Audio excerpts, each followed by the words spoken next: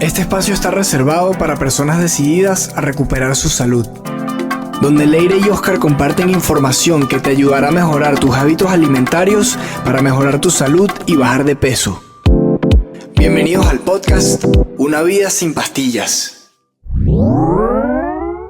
Vamos a tocar el tema de carne roja y grasa saturada. Un poco responder a la pregunta de ¿es cancerígena o no?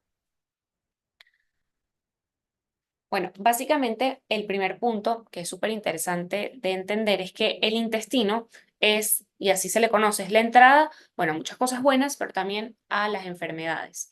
¿Y por qué se dice esto? Bueno, porque los nutrientes que uno le aporta al cuerpo comiendo van a determinar el ambiente celular y eso va a determinar qué tan propenso es un cuerpo, qué tan propenso son tus células de tener alguna enfermedad o por el contrario de estar totalmente saludables.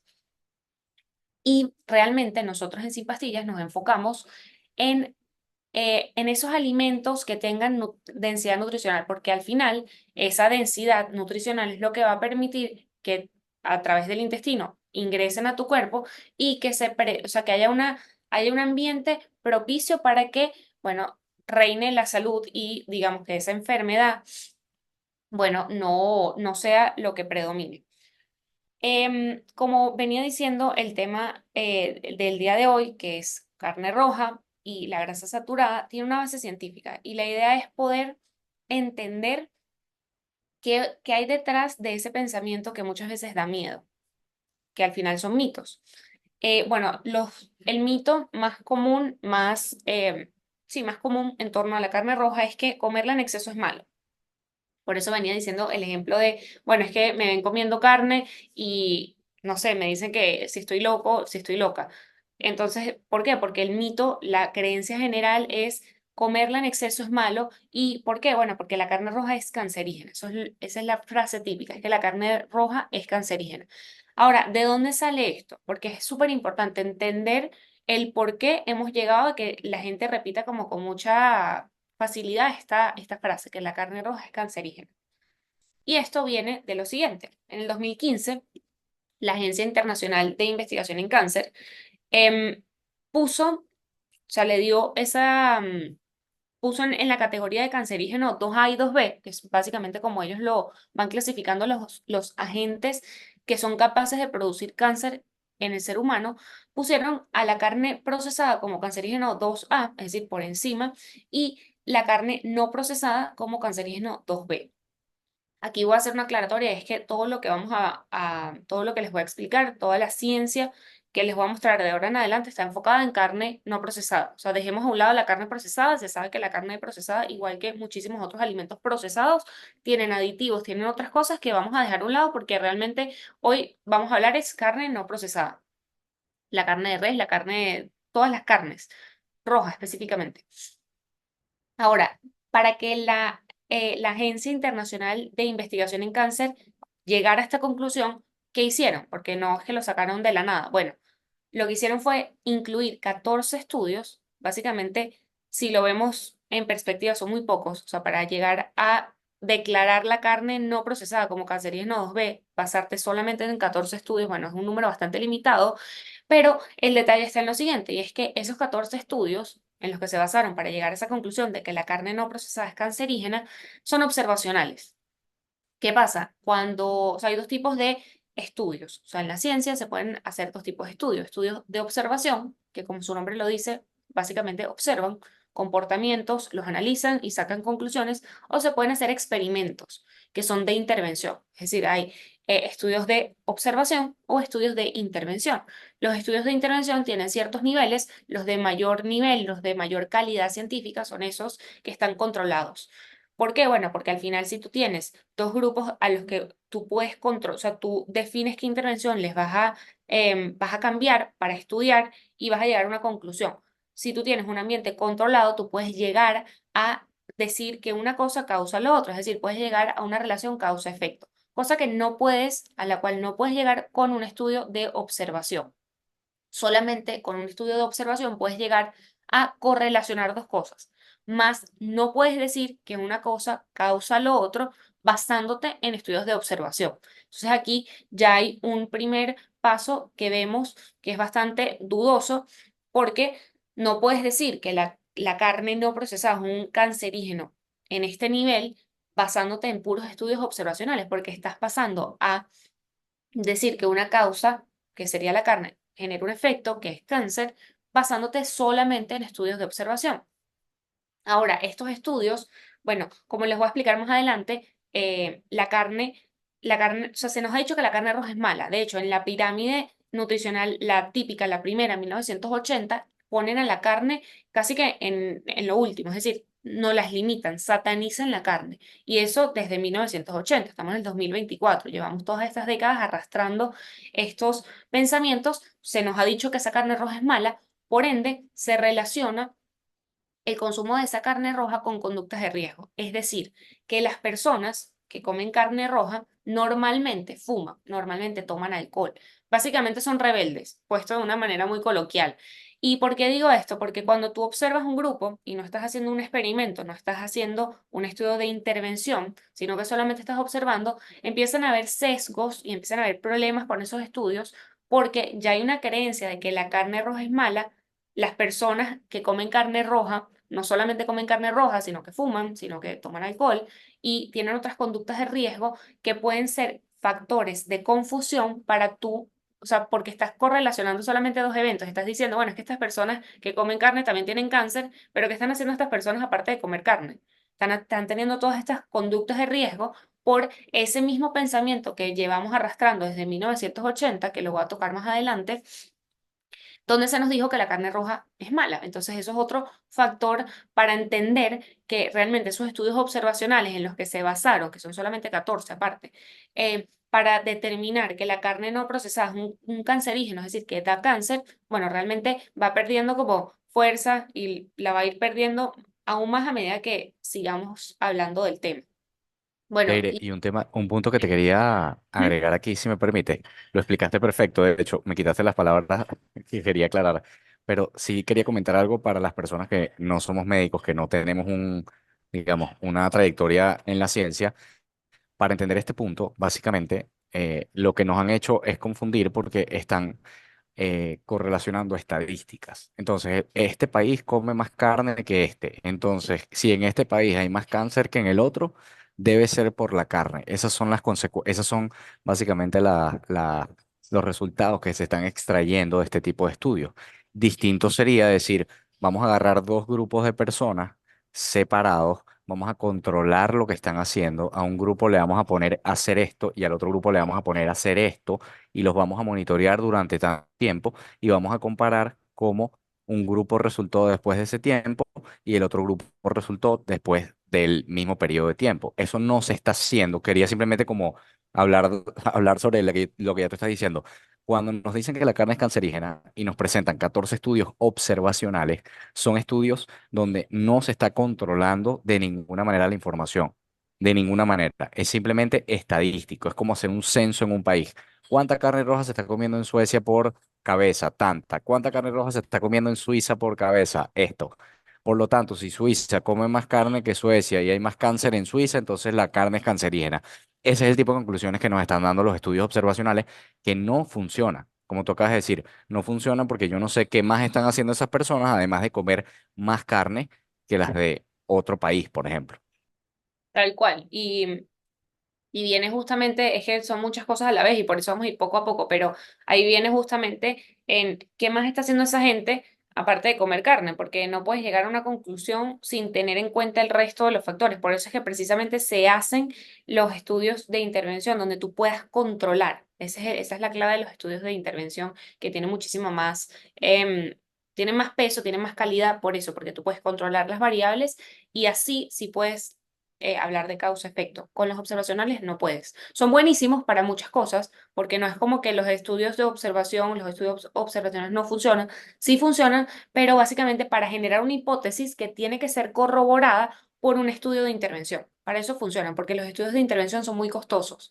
Los estudios de observación son mucho más económicos y se pueden hacer a mayor escala. Entonces, para eso funcionan. No quiere decir que no funcionen, pero no funcionan para generar este tipo de conclusiones. Ok, algunos estudios, porque básicamente yo a lo que quiero llegar, y les voy a mostrar varios estudios, es que no existen estudios fuertes de intervención que comprueben que comer carne roja es perjudicial para el ser humano.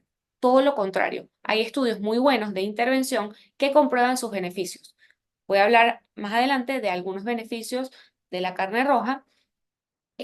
Pero antes de eso, quiero mostrarles un poquito qué dice la ciencia, qué estudios de calidad existen y qué dicen, a qué conclusiones llegaron. Por ejemplo, aquí hay uno que llegó a la conclusión de que reducir el consumo de carne roja no mejora la función renal. Esto es uno de los pensamientos también más comunes, generalizados, es que una persona que tiene problemas, por ejemplo, un diabético, diabética que tiene ya problemas renales, o sea, que tiene ya complicaciones a nivel de los riñones, les dicen que tienen que disminuir el consumo de carne roja porque, bueno, porque eso va a mejorarles la función renal. Bueno, acá hay un estudio de muy buena calidad, un metaanálisis, que es el de mayor evidencia científica, que concluye que reducir el consumo de carne roja no mejora la función renal. Ahora, aquí hay otro estudio que me encanta, porque es un estudio también de muy buena calidad, que concluye que a medida que la persona consume más carne roja, disminuyen los síntomas de ansiedad y de depresión. Es decir, aquí estamos viendo algunos de los beneficios que están respaldados. No son beneficios subjetivos, sino que están respaldados por estudios de muy alta calidad. Algunos otros estudios, estos me gustan mucho porque una de las creencias, o sea, de considerar la carne roja como, como cancerígena, o sea, de que la carne roja genera cáncer, es que lo asociamos con el tema de cáncer de colon.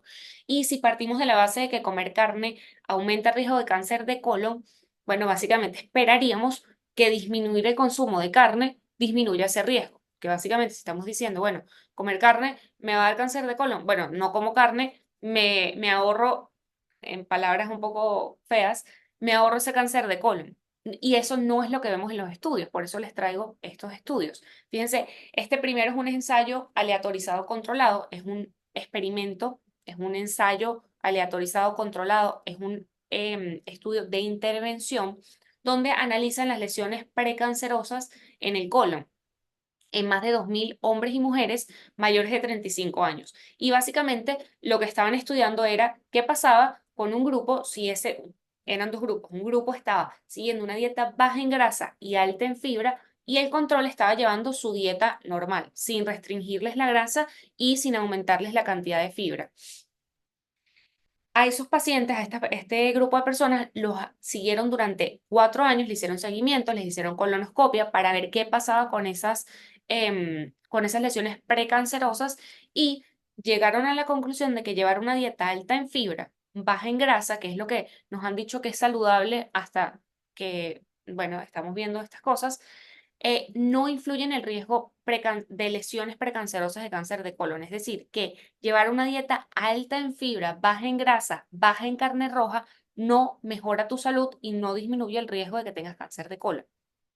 Hay otro ensayo aleatorizado controlado en más de 40.000 mujeres entre 50 y 80 años, en donde em, la intervención, o sea, que el experimento iba dirigido a ver qué pasaba si las personas empezaban a comer menos carne roja y menos grasa. Y obviamente, si estás restringiendo tanto la carne roja como la grasa, tuvieron que aumentar el consumo de vegetales, frutas y granos.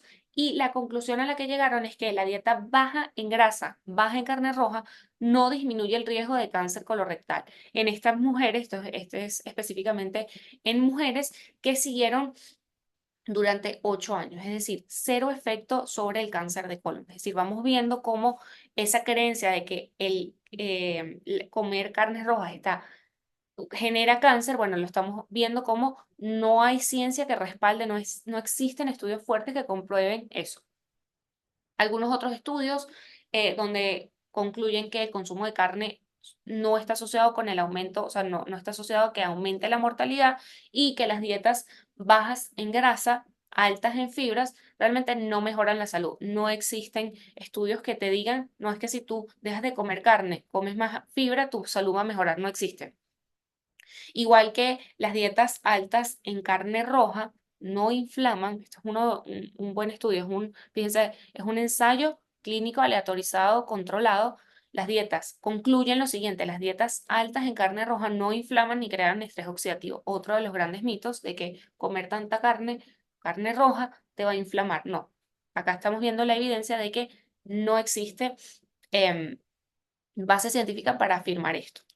Y por último, con respecto al tema de la carne, aquí hay otro de los estudios que es bien interesante porque analizaron a más de 60.000 hombres y mujeres y llegan a la conclusión de que la incidencia de cáncer en el colon es más alta en vegetarianos que en personas que consumen carne.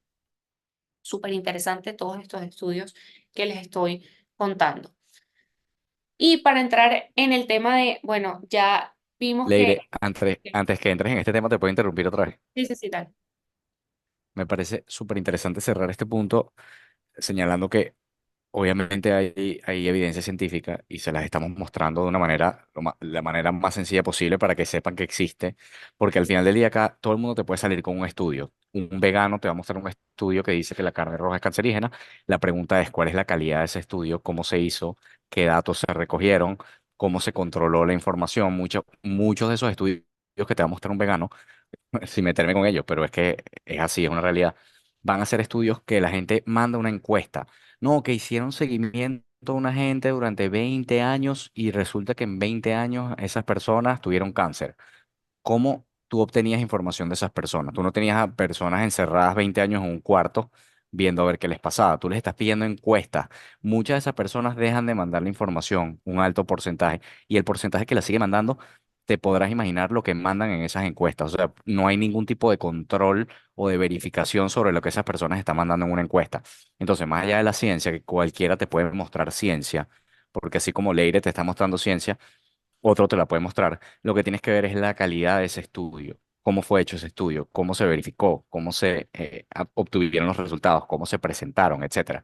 Y por otro lado, quería cerrar este punto diciéndole Aire, que el consumo de carne roja a nivel mundial ha disminuido en los últimos 50 años. A pesar de que la población sigue creciendo, el consumo per cápita de carne roja ha disminuido. La pregunta es, y ya me estoy saliendo de la ciencia y me estoy centrando en el sentido común que van a tener todas las personas que están escuchando esto, que cada una va a tener su sentido común y su criterio. La pregunta es, desde que comemos menos carne roja per cápita, ¿somos más saludables? ¿Nos sentimos mejor? ¿Estamos menos enfermos? Y yo creo que la respuesta es obvia, y por eso todos ustedes están escuchando esto, porque la respuesta es obvia, estamos más enfermos. Entonces, quería cerrar ese punto con esa observación.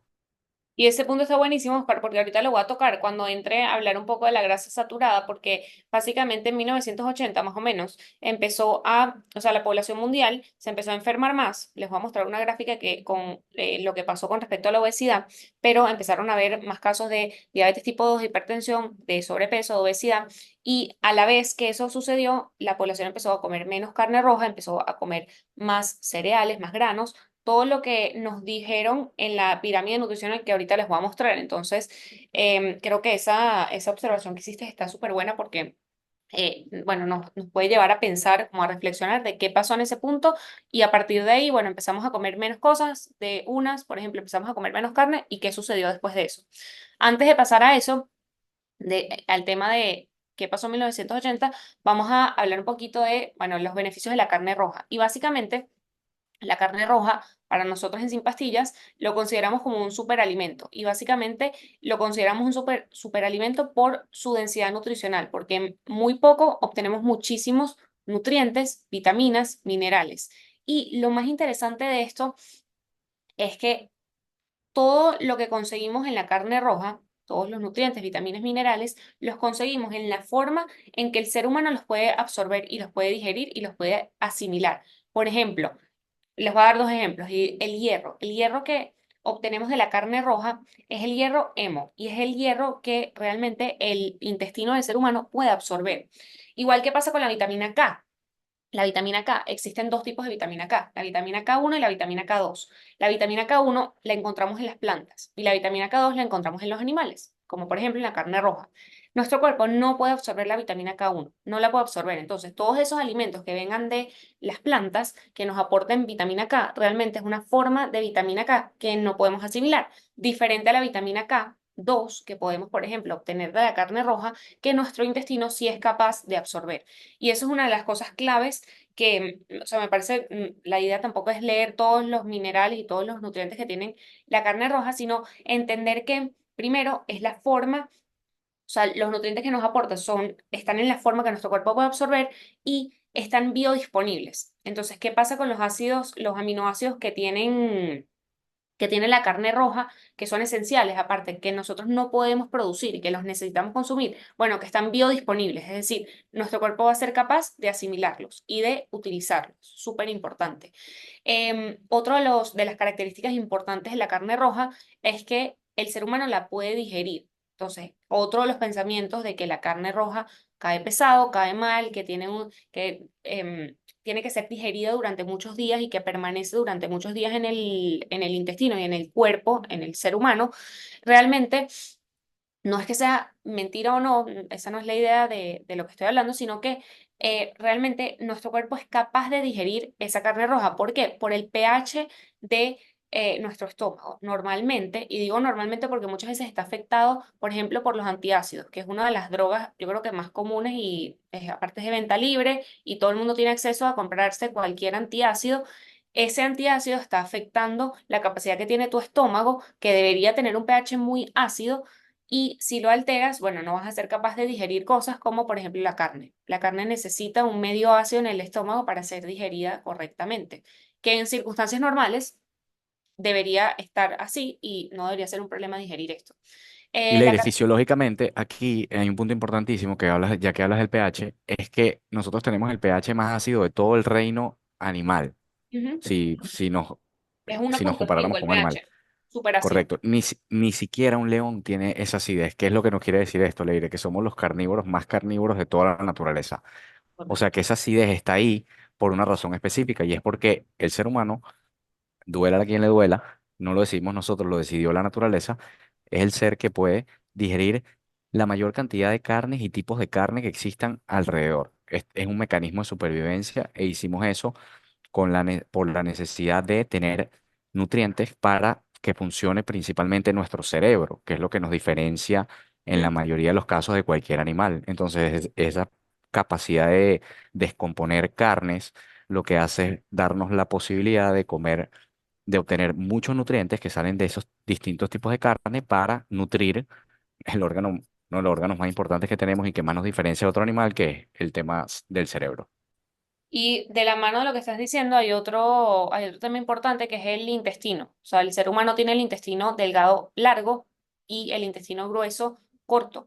Y esto ocurre, ya que estás hablando un poco de la evolución del ser humano, eso ocurre en el momento en que el cerebro, o sea, el ser humano desarrolló más su cerebro, dejó de necesitar ese intestino grueso tan largo para fermentar los vegetales, y ese cambio en la manera de el ser humano metabolizar, de digerir los alimentos, bueno, nos lleva a que hoy en día tengamos el intestino delgado largo, donde podemos absorber muchos nutrientes, y poco intestino grueso, que es donde se fermentan las cosas que no podemos digerir, que no podemos absorber en ese intestino delgado que es bastante largo. Otras de las vitaminas que nos aportan, bueno, la carne roja, vitamina B12, 6, 2, las vitaminas liposolubles, que son la A, E, D, K, algunos nutrientes como colina, carnitina, carnosina, creatina y otros micronutrientes. Y hay algo importantísimo que es la grasa saturada. Más adelante voy a hablar un poquito más de esto, pero la carne roja nos aporta un tipo de grasa saturada que es importantísima, que es el ácido esteárico, porque eso nos va a ayudar a mantener los omegas en balance. Entonces, en nuestro cuerpo hay omega 3, omega 6. Muchas veces por el desbalance entre esos omegas empiezan a haber problemas. ¿Por qué se desbalancea? Bueno, por ejemplo, porque estamos comiendo muchísimos aceites vegetales que son altos en omega 6 y perdemos ese balance que tiene que haber entre omega 3 y omega 6. Esa grasa saturada, específicamente el ácido esteárico, es súper importante para la salud hormonal, como se los voy a explicar ahora. Bueno, pasemos al siguiente gran mito. Y es el pensamiento, este es el típico pensamiento, bueno, que si como más grasa animal, o sea, estoy comiendo, por ejemplo, carne que tiene grasa, esa grasa es grasa saturada, grasa que viene de los animales, eso va a subir mi colesterol total, y eso va a subir mi colesterol LDL, eso va a bloquear mis arterias y me va a dar un infarto. Ese es el pensamiento general, el pensamiento más común. Ahora, ¿de dónde viene este pensamiento? Y lo vamos a ir poco a poco rompiendo y al final muy probablemente vas a decir, ah, no, es que eso no tiene sentido. Lo que empecé pensando, o sea, lo que empecé viendo como esa premisa, voy a decir, esto ya no tiene sentido. Ok, esto sale de los estudios que publicó Ansel Keys alrededor de 1970, porque a partir de eso fue que se publicó esa pirámide nutricional que ahorita vamos a hablar. Y él solamente puso una hipótesis. Realmente él mostró asociación y esa asociación em, no genera causalidad. Entonces ocurre lo mismo que estábamos hablando con respecto a los estudios de observación y los estudios de intervención. Él no logró comprobar causalidad, es decir, él no logró comprobar que si subía el colesterol, ese colesterol elevado causaba el infarto. Él solamente dijo que había una asociación. Ahora, sí, en las personas que les da infarto tienen el colesterol elevado. Bueno, ya vamos a ver, les voy a mostrar algunos datos donde eso em, podemos ver que realmente no tiene una base científica, pero él lo que hizo fue mostrar una asociación. Él no mostró causa-efecto.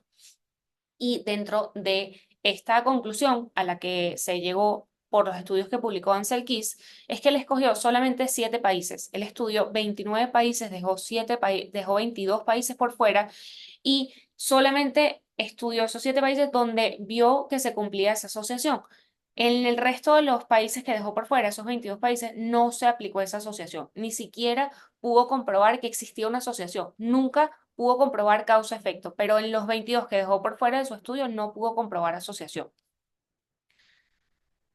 Volviendo un poco al tema que Oscar comentaba de qué ocurrió en 1980, que dejamos de comer carne, aumentamos el consumo de, bueno, lo como podemos ver en la pirámide nutricional publicada en 1977, satanizaron esas grasas animales, satanizaron el consumo de carnes rojas, la dejaron casi que en la punta de la pirámide y eso quiere decir que lo teníamos que restringir, teníamos que mantener nuestra alimentación a base de granos, de cereales, de harinas, de vegetales, de frutas y dejando, bueno, en una categoría menor a todos los alimentos de origen animal. ¿Qué pasó a raíz de la publicación de estas pirámides, de esta pirámide nutricional? Bueno, que se satanizaron las grasas animales y eso coincide exactamente con que en 1980 empezamos a ver un aumento brutal de la obesidad. Bueno, esto que les muestro son datos de Estados Unidos, pero realmente a nivel mundial existe la crisis de diabetes tipo 2, hipertensión, sobrepeso, obesidad, y los números han ido en aumento y no ha parado este aumento desde 1980. Entonces, ¿por qué les muestro esto? Bueno, porque es importante entender en qué punto satanizaron esas grasas saturadas. Ahora, esa grasa saturada como lo veíamos que, bueno, dicen que o sea, el pensamiento general es que la grasa saturada va a aumentar el colesterol, o sea, comer carne, comer grasa que venga de los animales va a aumentar el colesterol y eso va a aumentar el riesgo de infarto. No existe, esa relación no existe, no hay un estudio que pueda probar que ese colesterol aumentado va a aumentar el riesgo de que te dé una enfermedad cardiovascular. Realmente, esa grasa saturada, ese ácido esteárico, ese ácido palmítico, que son las grasas que nos dan los animales, ayudan a tu cuerpo a que utilice grasa. Aumenta la testosterona, es decir, mejora tu perfil hormonal. Por eso les decía que uno de los beneficios de comer carne roja es justamente esa grasa que tiene, que es esa grasa saturada, el ácido esteárico, porque mejora ese perfil hormonal, aumenta la testosterona, que es igual de importante en hombres que en mujeres. Las mujeres también necesitan tener testosterona, que después va a ser convertida a otras hormonas femeninas, y también ayuda a la pérdida de peso.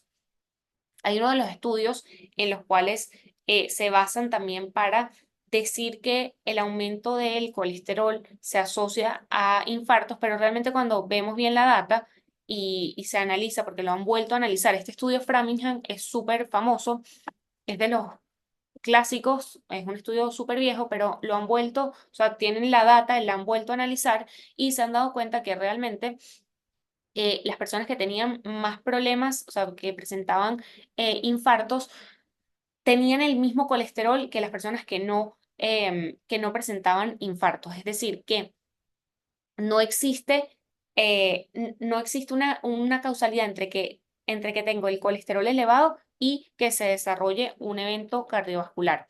Y las personas con el colesterol más bajo realmente son las que tenían más infartos y la disminución de ese colesterol es lo que predecía más mortalidad.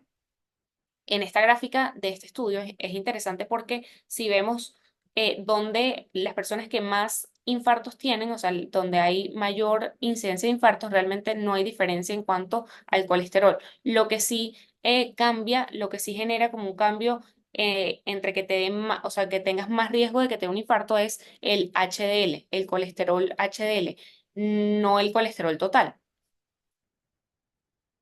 Hay otro estudio súper interesante porque eh, lo que hace es ver si hay asociación o no entre el LDL y diferentes causas de mortalidad y llegan a la conclusión de que mientras envejeces realmente necesitas más LDL, que es ese colesterol que nos han dicho que es malo y que lo tenemos que tener bajo y realmente según este estudio, y hay más, pero este es de súper buena, tiene muy buena calidad y por eso se los traje para mostrárselo, es que mientras envejeces necesitas el LDL. Realmente el LDL es una partícula que tu cuerpo necesita para muchísimas funciones, entre otras cosas para que tu sistema inmunológico funcione adecuadamente.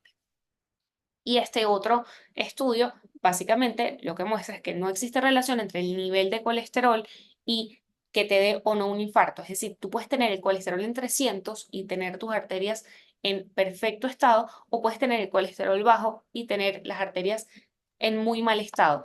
¿Y por qué? Bueno, porque realmente esto daría para otra sesión y hablar de esto en profundidad. Es que hay un problema con los infartos y es que ese daño que hay en las arterias no viene dado por el colesterol, viene dado por un daño que llevas creando año tras año, entre otras cosas por la resistencia a la insulina, porque eso genera un daño en la capa interior de las arterias y el colesterol solamente funciona como que, bueno, sí está en la placa, porque eso muchos de estos estudios lo que hacen es analizar qué tiene esa placa que obstruyó la arteria y se dan cuenta que en esa placa que obstruyó la arteria hay colesterol, pero no porque el colesterol haya causado esa, esa obstrucción, porque realmente, les repito, no existe ningún estudio que haya podido comprobar que si aumenta el colesterol tienes más riesgo de tener un infarto, no, sino que ese colesterol viene hay cierta asociación, más no hay causa-efecto.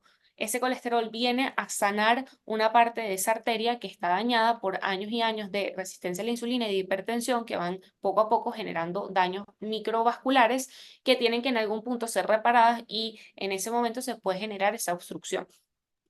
Y antes de hacer esta charla, nosotros estuvimos discutiendo si valía la pena incluir tantos estudios, porque a veces se puede tornar aburrido para personas que no tengan un conocimiento de estas cosas, pero es nuestra manera de demostrarles que en Sin Pastillas nosotros no estamos creando una moda, ni estamos tratando de, no sé, romper con el status quo, no, estamos tratando de hacerles caer en cuenta de que lo que nos están enseñando allá afuera, en la calle, no tiene base científica y que es un tema de marketing. Mientras más se repite, la gente más se lo cree. Entonces, ¿cuál es el objetivo de mostrarles estos estudios? No que se los aprendan ni que ahora se metan a estudiar temas científicos, sino que entiendan que ustedes pueden construir su propio criterio y tener argumentos válidos, sólidos, para, además de su experiencia haciendo estas cosas, porque la tienen argumentos válidos y sólidos para hablar con cualquier persona que quiera traerles la ciencia, porque es muy fácil decir, hay un estudio que dice que la carne no sé qué cosa. ¿Qué tipo de estudio es? Enséñame. Primero quiero saber qué tipo de estudio es.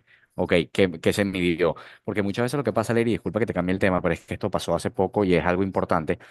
Se puso de moda un estudio que salió hace unos meses, que fue a final del año pasado, que fue de que la carne roja causa diabetes tipo 2. Cuando ellos analizaron el concepto carne roja, en el grupo de cosas que ellos consideraban como carne roja, incluyeron la lasaña, el pasticho, pasta con carne. O sea que ellos metieron eso en el mismo grupo de un pedazo de carne roja y dijeron, sin pena ni, ni dolor, que eso causaba cáncer, perdón, que esto causaba diabetes tipo 2. Entonces, la carne roja, sea procesada, natural, en lasaña, en lo otro, causa enfermedad. ¿Y por qué lo hacen? ¿Por qué te incluyen la lasaña en ese grupo? Porque saben que si dejan la carne roja sola, no van a poder llegar a ninguna conclusión. Entonces, obviamente, tienen que ayudarse un poco para tratar de demonizar algo tan clave, tan importante como este alimento. Correcto. Y al final, lo que decías, Oscar, de por qué estamos mostrando todos estos estudios, sí, realmente no es para, esto daría para analizar cada estudio a detalle, porque no es solamente una gráfica que les estoy mostrando o solamente la conclusión, los estudios son súper interesantes, pero no es la idea. La idea es que ustedes puedan ver que las recomendaciones y lo que hablamos y las cosas que publicamos en las redes tienen una base científica y no lo estamos compartiendo, o sea, lo estamos compartiendo de una manera muy responsable, porque sabemos lo que está por detrás y porque todo esto que les estamos hoy presentando, bueno, tiene una base científica y tiene, sí, tiene una base científica. Ahora, con respecto al colesterol y al LDL, ya para cerrar el tema, porque es bastante denso todo lo que hablamos hoy, es que ese LDL que te han dicho que es una partícula que quieres tener baja en tus laboratorios, que cuando vayas a tu chequeo anual quieres tenerla muy baja porque si no el médico te va a regañar y te va a mandar una estatina, esa partícula tu cuerpo la necesita y es parte del sistema inmunológico, por ejemplo, como les decía. Otra de las conclusiones interesantísimas que en una de las gráficas que les mostré es que una dieta alta en grasas saturadas, alta en grasas que vengan de los animales, aumenta el HDL, que es ese colesterol comúnmente llamado colesterol bueno, que protege contra la aparición de em, eventos cardiovasculares. Por ende, bueno, si comemos más grasas saturadas, aumenta ese HDL, vamos a tener menor riesgo de eventos cardiovasculares. Los triglicéridos sí causan enfermedad cardíaca. Fíjense que nada de lo que hablamos hoy, nunca mencioné los triglicéridos, simplemente estábamos hablando de ese pensamiento, sí, ese pensamiento general de que el colesterol, si tengo el colesterol por encima de 200 me va a dar un infarto. No, es que el colesterol no es el problema. De hecho, no hay ningún estudio que haya podido llegar a la conclusión de que el colesterol total por encima de 200 aumente ese riesgo cardiovascular, pero los triglicéridos sí. O sea, no se confundan entre triglicéridos y colesterol. No hablamos de los triglicéridos hoy porque los triglicéridos elevados, que no se elevan por comer grasa, no se elevan por comer un pedazo de carne con mucha grasa, los triglicéridos se elevan por otras cosas, por ejemplo, por los aceites vegetales, que son grasas y pensaríamos que no tienen nada que ver si aumentan los triglicéridos. El LDL realmente no predice riesgo cardiovascular, igual que el colesterol total. Y otro dato interesante es que mientras distanciemos un poco las comidas y ayunemos, es decir, el ayuno eleva el LDL y el LDL, lejos de querer disminuirlo, realmente queremos tenerlo porque nuestro cuerpo lo necesita, lleva nutrientes y es parte del sistema inmunológico. Y con eso, bueno, les quise mostrar un poco de la ciencia que hay por detrás de muchas de las recomendaciones, de las cosas que hablamos en las redes y de que quizás se vayan con alguna, o sea, que les dé como quizás curiosidad seguir investigando un poco el tema de qué pasó en el 2015 para que la Asociación Internacional de Investigación de Cáncer haya dicho que la carne no procesada em, es, es cancerígena y que, como dijo Oscar, puedan sacar sus conclusiones teniendo en cuenta que todo tiene una base científica, pero es muy importante entender qué estudios, o sea, sobre qué estudios te estás basando. Y si te basas en estudios de calidad y de intervención y todo lo que les viene explicando, bueno, se darán cuenta que al final esos dos grandes mitos de que de comer carne te va a dar cáncer o que comer carne roja va a empeorar tu salud es falso y de que comer carne grasas saturadas va a elevar tu riesgo cardiovascular realmente no lo va a hacer. Y bueno, los triglicéridos los dejamos a un lado porque no tienen nada que ver, pero lo digo para que no se confundan. O sea, acá hablamos fue colesterol total, HDL, LDL, triglicéridos van en otro lugar. Oscar, si quieres agregar algo, voy a revisar.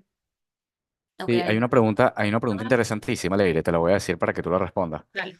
porque es muy interesante y es cómo se detecta el daño en las arterias. O sea, cómo en exámenes de sangre podemos saber, obviamente, la relación entre triglicéridos y HDL no necesariamente habla de daño en las arterias, pero habla de cuánta grasa está produciendo tu cuerpo y cuánta de esa grasa puede en algún momento convertirse en un problema. Pero yo creo que esta pregunta es interesante de responder porque básicamente vamos a desmitificar el mito que existe, que es que el colesterol total daña las arterias. Entonces, eso es lo primero que hay que decir que no es así. El colesterol total no dice qué tan bien o qué tan mal están tus arterias. Entonces, ¿cuáles serían esos valores, Leire, en los que nosotros nos basamos para poder decirle a una persona, mira, sin verte en un scan, porque obviamente básicamente yo sé que ibas a empezar por ahí tu respuesta, pero di cuál es la prueba maestra para saberlo y luego a nivel de laboratorio, cuáles son los exámenes principales para saber si puede haber efectivamente, puede existir un riesgo de daño arterial. Mira, en el panel de lípidos lo más, o sea, vamos a responder la pregunta, ¿cómo se detecta el daño en las arterias? Bueno, tendrías que hacer un examen muy costoso que no lo vamos a conversar ahora. Lo mejor es que te hagas un panel de lípidos. Entonces, en el panel de lípidos vas a ver colesterol total, colesterol HDL, colesterol LDL y triglicéridos. ¿Qué nos interesa ver? El HDL y los triglicéridos. Entonces, ¿qué quieres? Tener los triglicéridos por debajo de 100 y el HDL por encima de 60. Y de manera, o sea, lo ideal es que estaría que sean una relación uno a uno, es decir, que se parezcan, que los triglicéridos y el HDL se parezcan. Esa relación sí ha demostrado estar, o sea, ha demostrado que si tienes esa relación uno a uno o muy cercano a uno, tienes un riesgo cardiovascular disminuido. Ahora, el colesterol total, igual cuando te hagas el panel de lípidos te lo va a dar. Y si tienes el colesterol entre 200, 300, incluso 400 y tienes una función tiroidea normal, no tendrías por qué preocuparte, porque no habla de cómo están tus arterias ni habla de qué riesgo tienes de que te dé un infarto, igual que el LDL, no predice riesgo cardiovascular. ¿Qué otros exámenes importantes? Bueno, por ejemplo, insulina, glucosa, las enzimas hepáticas, aunque suene como muy alejado, hígado, arterias, infarto, realmente lo que ocurre en el hígado al final impacta al estado de las arterias porque el hígado va a determinar qué tanta grasa estás produciendo, qué tanta grasa estás almacenando y esa grasa almacenada, si se empieza a acumular dentro del abdomen, luego puede tener un efecto inflamatorio que al final es lo que afecta a las arterias. Y ese, como venía diciendo, ese daño... em, o sea, para que una arteria, para que haya un infarto, una arteria se tiene que dañar y ese daño no ocurre de un día para otro, ocurre, es un daño que va poco a poco y llega un punto donde, bueno, al final esa placa aterosclerótica, que es la que va a ponerse como un parche a ese daño que se hizo durante muchísimos años, sí tiene colesterol, tiene muchísimas otras cosas, pero realmente ese no es el problema, ese es como lo que hizo tu cuerpo para solucionar. El problema son años y años de inflamación y por eso digo que otros de los laboratorios que te podrías hacer de una manera preventiva, porque esto ya alejado de ese infarto, o sea, esto es mucho más preventivo, saber cómo está funcionando tu cuerpo, enzimas hepáticas, glucosa, insulina, glicosilada, ver el panel de lípidos, específicamente esa relación triglicéridos entre el HDL. Leire, y ya para cerrar, que me dijiste que si quería cerrar con algo, en realmente sí lo quiero hacer y es con lo siguiente. Primero, la estatina es la droga más vendida a nivel mundial, más vendida. Así de sencillo. Si te mandan a tomar estatina, tienes que tomar la salud por tus manos. Y aquí hay una persona conectada, déjame ver si sigue conectada.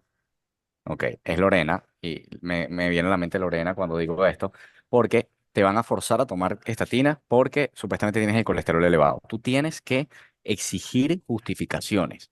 Tú tienes que sentarte en ese consultorio y tienes que velar por tu salud porque nadie lo va a hacer por ti, absolutamente nadie. Tú tienes que preguntarle a esa persona cuáles son los beneficios de esa pastilla.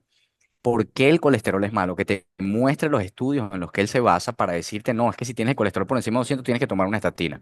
Porque déjame decirte algo, hace 60 años el colesterol, el rango de riesgo del colesterol era 300 y en 60 años nos han bajado esos 100 puntos. ¿Para qué? Para que ahora con 200 cualquier persona sea elegible para tomar estatina.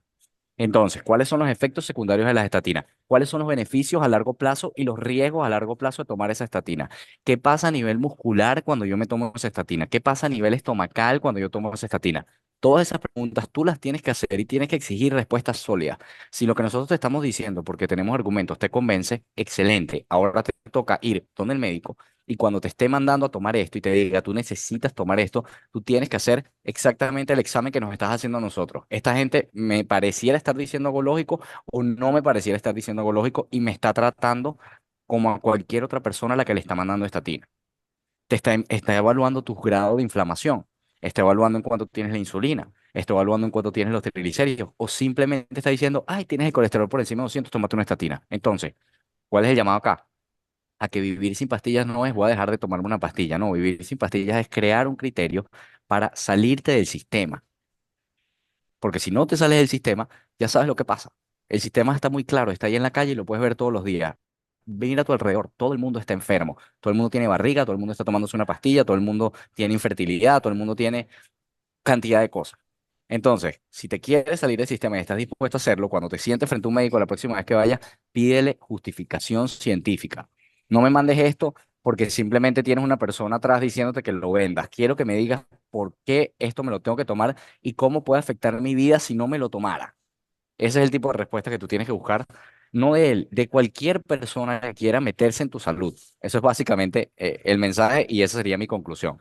No olvides dejar una reseña a este podcast en la plataforma que hayas decidido escucharlo. También estamos a tus servicios en nuestras redes sociales, principalmente en Instagram a través de @vivesinpastillas. Recuerda, estamos comprometidos con tu salud.